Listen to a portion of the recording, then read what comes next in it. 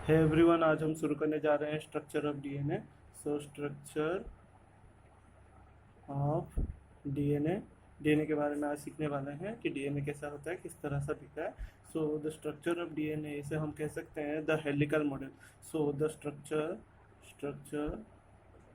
Structure of DNA was proposed by Watson and creek. Watson and creek ने इसे propose किया था। उन्होंने जो मॉडल कंसेप्ट दिया था उसका नाम था double helical model of DNA. DNA का डबल हेलिकल मॉडल को उन्होंने रिप्रेजेंट किया था। इसमें उन्होंने कहा था कि डीएनए एक डबल स्ट्रैंडेड स्ट्रक्चर है, कुछ कॉलिंग जैसा स्ट्रक्चर है। ये रहा उसका एक स्ट्रैंड जो कि ओरिएंटेशन 5 डैश और 3 डैश में प्रेजेंट होता है, एंटी पैरेलल प्रेजेंट होता है। उसको हम एक एक करके देखेंगे। और वहीं पे दूसरी स्टैंड भी पैरेलल रख देता है, लेकिन उसका पोजीशन थोड़ा अलग होता है।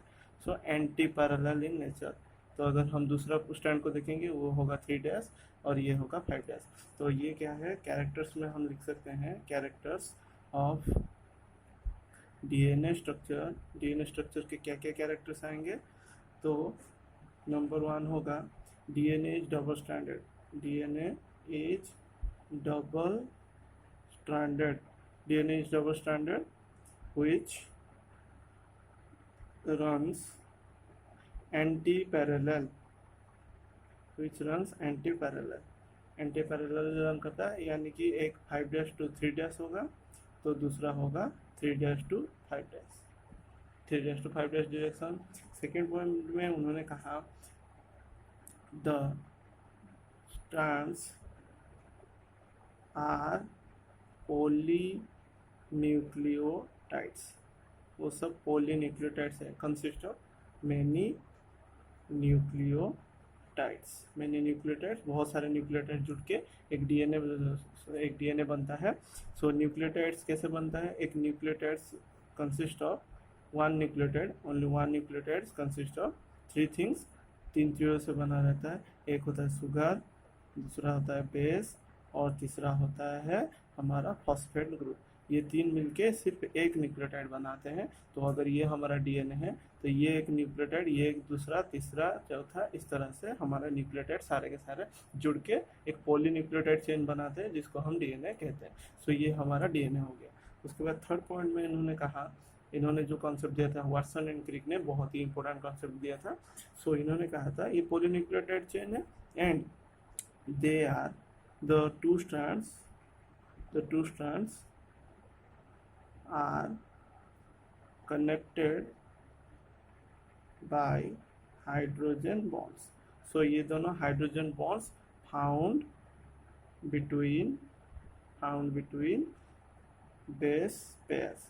सो जो बेस पेयर्स हैं वहाँ पे ये लोग हाइड्रोजन बॉन्ड्स के साथ ये दोनों स्ट्रैंड कनेक्ट है। जैसे कि बेस पेयर एक आर्डिनाइन यहाँ पे है तो वो 2 हाइड्रोजन से थायमिन के साथ जुड़ा है। उसी तरह अगर यहाँ पे गुआनाइन है तो वो 3 हाइड्रोजन बॉन्ड से साइटोसिन से जुड़ा है। तो इसी मैनर से बेस पेयर, इस छोटे से स्ट्रक्चर को हम क्या कहेंगे, बेस पेयर। उसके बाद नंबर 4 पॉइंट में base pairs occur between purine and pyrimidine. Purine में हमारे पास ए एंड जी है और पायरिमिडिन में हमारे पास थायमिन एंड साइटोसिन है। Thymine and cytosine A T के साथ बाउंड करेगा, जी सी के साथ बाउंड करेगा। ये पूरा फिक्स है। ए टी के साथ 2 हाइड्रोजन बाई 2 हाइड्रोजन बॉन्ड और जी सी के साथ बाई 3 हाइड्रोजन बॉन्ड के साथ बाइंड करेगा, 3 हाइड्रोजन बॉन्ड के साथ बाइंड करेगा। उसके बाद 1 complete turn off DNA consists of major group, one major group which is 22 Armstrong and one minor group से बना होता है जो कि है 12 आर्मस्ट्रॉन्ग जो कि है 12 आर्मस्ट्रॉन्ग। ये दोनों को मिला के इज इक्वल टू 34 आर्मस्ट्रॉन्ग आपका एक टर्न होता है, 1 टर्न इक्वल टू 34 एंगस्ट्रॉम। उसके बाद नंबर 6, एक turn is equal to 10 base pair. So एक टर्न पे 10 बेस पेयर्स प्रेजेंट होंगे। जैसे कि ये रहा हमारा माइनर ग्रुप, ये रहा हमारा मेजर ग्रुप। माइनर मेजर को मिला देंगे तो हमारा क्या बन जाएगा, एक टर्न, 1 टर्न ऑफ डीएनए, जो कि एक इमेजिनरी एक्सिस के चारों तरफ घूमा रहता है। पूरा एक इमेजिनरी एक्सिस के चारों तरफ ये कॉइल्ड रहता है। तो अगर यहाँ से शुरू करेंगे तो एक बेस पेयर ये रहा, दूसरा ये, तीसरा ये, चौथा ये, पांचवा ये, छठा, सातवां, आठवां, नौवां, 10वां। तो इस तरह से एक टर्न में हमें 10 बेस पेयर मिल जाएंगे। और distance between two adjacent base pair is 3.4 angstrom. ये 34 होगा 1 टर्न और ये 3 point angstrom between 1 base pair to 2 base pair. यानी कि यहाँ पे अगर A double bond T pairing किए हैं तो यहाँ पे अगर G triple bond C pairing किए तो इन दोनों के बीच का डिस्टेंस होगा 3.4 एंगस्ट्रॉम। इस तरह से हम कैलकुलेट करके भी बता सकते हैं कि एक total length of the DNA कितना है। So just we have to multiply 3.4 angstrom into the base pair total number of base pair to find the. तो यहाँ पे मैं एक फॉर्मूला दे सकता हूँ, to find length of DNA we just have to multiply, क्या करना होगा, total number of base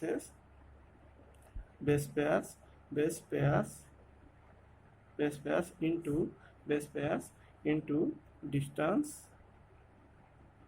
between adjacent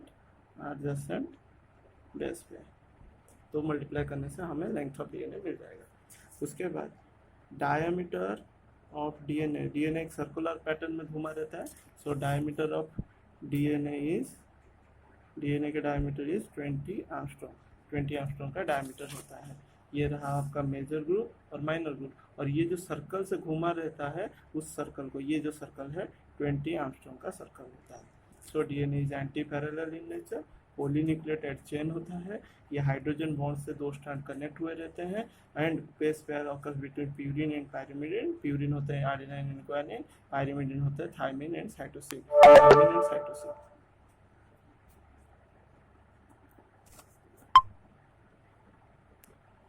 Then one complete turn is equal to 34 angstrom which consists of major group एक होता है 22 एंगस्ट्रॉम का, एक माइनर ग्रुप होता है 12 एंगस्ट्रॉम का। एक टर्न में 10 बेस पेयर होता है और उनके बीच का डिस्टेंस होता है 3.4। अगर एक टर्न होता है 34 तो डिवाइड कर देंगे बाई 10 तो हमें 3.4 एंगस्ट्रॉम मिल जाएगा। ये रहा उनके बीच का डिस्टेंस। अगर हमें लेंथ मालूम करना है डीएनए का, so number of base pair, total number base pair को मल्टीप्लाई कर देना है distance between adjacent base pair, जो कि है 3.4 एंगस्ट्रॉम। ये फिक्स है, तो इसको हम मल्टीप्लाई करने से total length of the DNA हमें मालूम चल जाएगा। सो ये एक हमारा 3D मॉडल था डीएनए के बीच में। इसके अलावा और एक पॉइंट हम ऐड कर सकते हैं नंबर 8 में, the backbone of DNA is made up of backbone of DNA, यानी ये स्ट्रैंड को बैकबोन कहा जाता है। सो ये स्ट्रैंड कैसे बना रहता है, the backbone of DNA is made up of phosphate group plus sugar. ये दोनों का अगर हम जोड़ देंगे, सुगर फॉस्फेट बैकबोन कहा जाता है। सो इनको क्या बोला जाता है, सुगर फॉस्फेट बैकबोन।